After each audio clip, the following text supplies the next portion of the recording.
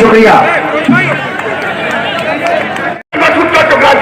ये कहकर ये डॉक्टर मसूद बीजेपी के एजेंट है, उन्होंने गलती की थी, उन्होंने मुस्लिम अधिवेशन के तहत अब कुछ नौकरियां मुसलमानों के लिए की थी, तो यही मुलायम सिंह यादव और यही मायावती ने दूसरे दिन उनको रिजेक्ट कर दिया अपने मंत्रालय से।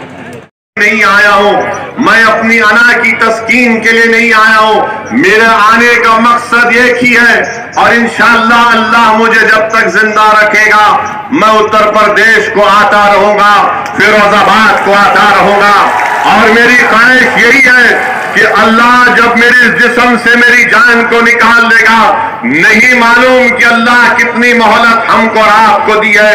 मेरी एक ही ख्वाहिश है कि जब इस दुनिया से अल्लाह मुझे बुला लेगा, मैं उत्तर प्रदेश में मंजलिस के परचम तले मुसलमानों के लीडरशिप को देखना चाहता हूं। लोग जिना करते थे, इनकी शिकायत कोई नहीं सुनने वाला था, इनके साथ नाइंसाफियां होती थी, जबकि 131 सांसद हिंदुस्तान की पार्लियामेंट में SC/ST से ताल्लुक रखने वाला बैठा था, लेकिन वो अपनी कौम अपने समाज पर हो रहे जुल्म और ज्यादती पर खामोश था।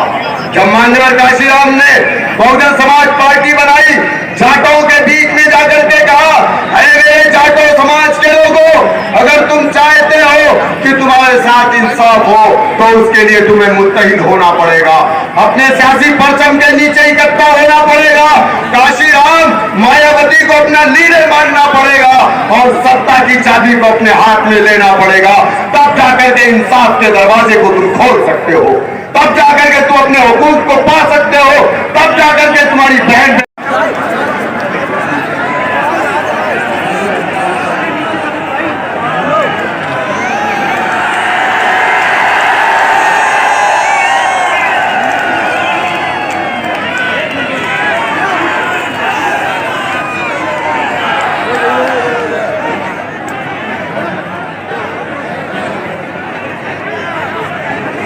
औज़ुबिल्लाहि मिनश्शैतानिर्रजीम, बिस्मिल्लाहिर्रहमानिर्रहीम, अस्सलामु अलैकुम वरहमतुल्लाहि वबरकातुहू। उत्तर प्रदेश के मजलिस इत्तेहादुल मुस्लिमीन के सदर मोहतरम जनाब शौकत अली साहब, फिरोजाबाद के ज़िला सदर मोहतरम जनाब मेराज फिरदौसी साहब, फिरोजाबाद के इंचार्ज मेरे छोटे भाई जनाब एहतशाम अली बाबर साहब, शहर सदर इसरार साहब, जनरल सेक्रेटरी शहजाद साहब, शादानी साहब, मेहरान साहब, मोहतरम जनाब आसिफ इकबाल साहब, हमारे जनाब सद्दाम हुसैन साहब, आफ्ताब अंजुम साहब, एडवोकेट सगीर आलम साहब, डॉक्टर मेहताब चौहान साहब, फरहान जुबेरी साहब, नेमान नदवी साहब, इमरान बॉबी साहब, हमारे छोटे भाई पवन राव अम्बेडकर साहब, नौफल रुमानी साहब,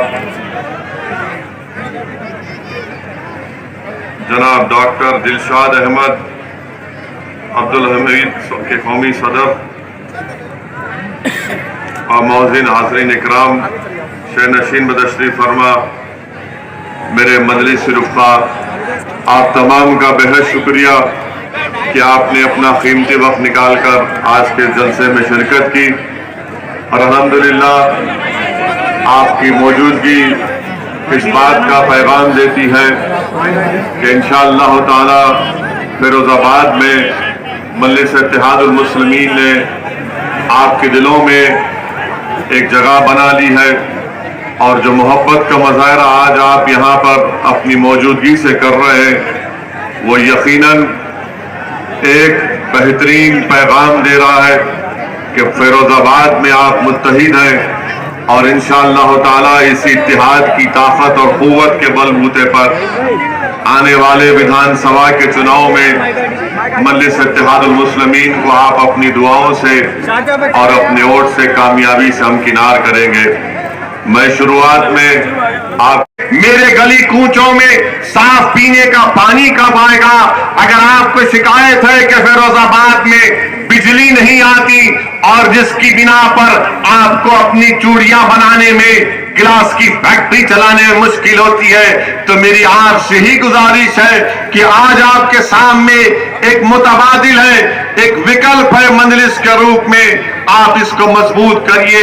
मेरे अजीज दोस्तों और बुजुर्गों, फिरोजाबाद में यहां पर घंटा नगर में लोग को नौकरी मिलती थी, मगर आज महीने में सिर्फ 10 या 12 दिन का काम उनको मिलता है।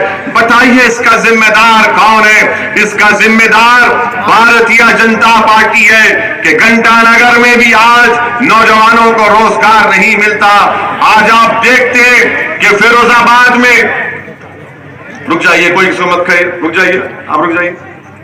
फिरोजाबाद में सिर्फ अगस्त सितंबर में बुखार आया तो मीडिया ने लिखा कि 45 से लेकर 200 के दरमियान में मासूम बच्चों की मौत हो गई। इसका जिम्मेदार कौन है? इसका जिम्मेदार बीजेपी की सरकार है। आप बताइए कि टाइफाइड हो जाता है, मलेरिया हो जाता है, क्या क्या हो जाता है। पेड़ के नीचे बच्चों को लिटाकर वहां पर उनको ड्रिप दिया जा रहा था।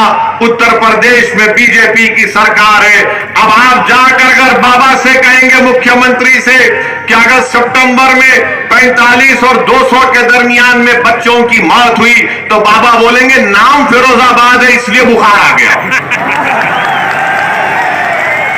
बाबा के दिमाग पर यह नाम को हटाने का बुखार है। मुख्यमंत्री के दिमाग में यह नहीं आता कि बच्चे क्यों मर रहे हैं। बच्चे इसलिए मर रहे हैं क्योंकि बीजेपी की सरकार ने फिरोजाबाद में सिर्फ 17 पब्लिक हेल्थ सेंटर्स कायम किए। डॉक्टर का इंतजाम नहीं है, दवाएं नहीं है, कुछ नहीं है, मगर बाबा कहेंगे कि नाम बदल दो फिरोजाबाद का, बुखार नहीं आएगा, बच्चे नहीं मरेंगे। नाम बदलने से कुछ नहीं होता, काम करना पड़ेगा। मगर जहां कहीं भी नाम फिरोजाबाद होगा, नाम बदल दो, नहीं सुने ठोक दो, नहीं सुने जेल में डाल दो। ये इनकी पॉलिसी रही है। बीजेपी की सरकार पिछले 5 साल में उत्तर प्रदेश में कोई काम नहीं किया, कोई काम नहीं किया। मेरे अजीज दोस्तों और बुजुर्गों, नरेंद्र मोदी की दिल्ली में नीति आयोग ये कहती है कि फिरोजाबाद में 32% के लोग उसका समर्थन करते हैं।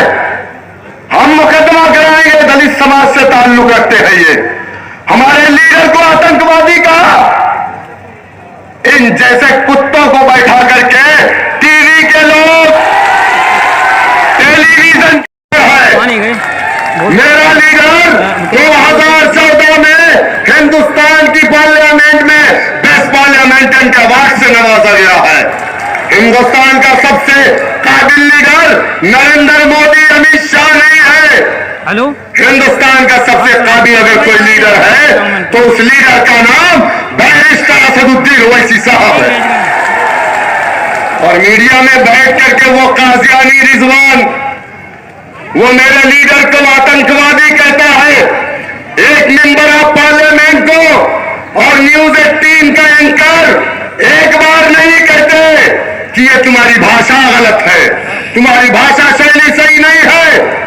तुमको वो नहीं दिखाई देता जो वो कुत्ता वसीम रिजवी जो मौजूदा वक्त में उत्तराखंड के अंदर हमारे अल्लाह को, हमारे आका को, मुसलमानों को कत्लेआम करने की बात कर रहा है। सुनो, हमारे पास वो ताकत है जिस ताकत से मारा हुआ इंसान पानी भी नहीं पी पाता। वो ताकत क्या है? वो ताकत हमारी तलवार नहीं है, वो ताकत हमारी बंदूक नहीं है, वो ताकत बाबा साहेब भीमराव अंबेडकर का दिया हुआ संविधान है। हमारे पास लड़ने के लिए बंदूक नहीं है, तलवार नहीं है, लेकिन संविधान एक ऐसी ताकत है जिस ताकत के जरिए से किसी को तख्त पे बैठाया और किसी को तख्त पे लेटाया भी जा सकता है। उस पर न्यूज 18 वाले डिबेट नहीं करेंगे। वो त्यागी जो अभी मौजूदा वक्त में त्यागी बना, एक दलित हिंदू कहते हो और उसको मंदिरों में प्रवेश नहीं देते हो। और एक मुसलमान जो पूरी जिंदगी बड़े का भी गोश्त खाया, छोटे का भी खाया, अंडा भी खाया, उसको तुमने त्यागी बना के मस्जिद में घुसा दिया, मंदिर में घुसा दिया। तो पवनराव अंबेडकर को मंदिर में क्यों नहीं ले जा रहे हो? हाँ? अरे वो त्यागी को मैं कहना चाह रहा हूं, संविधान तुझे इस बात की इजाजत देता है, तू कुत्ते की खाल पहन ले या सूअर की खाल पहन ले, तू कपड़े